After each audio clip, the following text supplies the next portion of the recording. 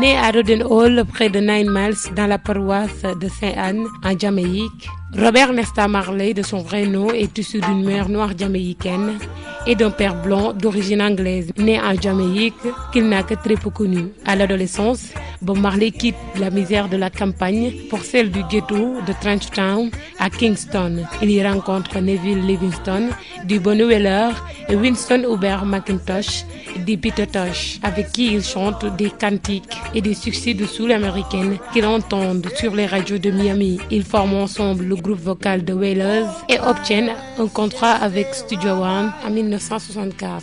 Leur premier morceau de ska, gospel, rhythm and blues et soul sont produits par le grand producteur local Clement Sir Coxon Dodd. Bob quitte alors son métier de soudeur et après l'album intitulé The Wailin' Wailers, le trio se sépare de Coxon qui ne leur a pas versé grand-chose. En contrepartie, des dizaines de titres qu'ils ont enregistrés pour lui, dont plusieurs succès. Quelque temps après, Bonnie Weller et Peter Tosh quittent le groupe et Natty Dread fut le premier album enregistré par Bob Marley.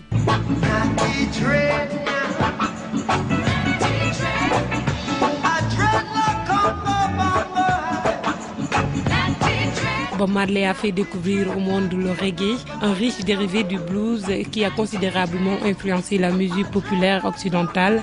Sa musique a touché tous les publics, transcendant les genres, comme en témoigne un large culte. Encore en pleine expansion dans le monde entier à la fin du XXe siècle.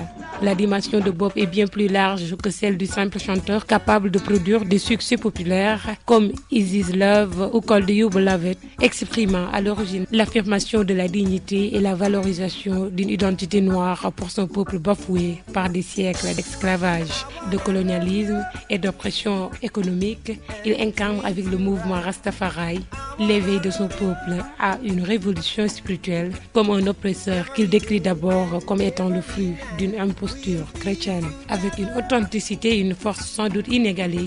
Depuis sa mort le 11 mai 1981, Bob Marley a vendu plus de 200 millions de disques à travers le monde. Il est le plus grand vendeur de disques reggae de l'histoire. Il a rencontré de son vivant un succès mondial et reste à ce jour le musicien le plus connu et le plus vénéré du reggae. 31 ans après sa mort, Bob Marley reste toujours d'actualité, dépassant le seul cadre musical. Il est devenu une référence culturelle.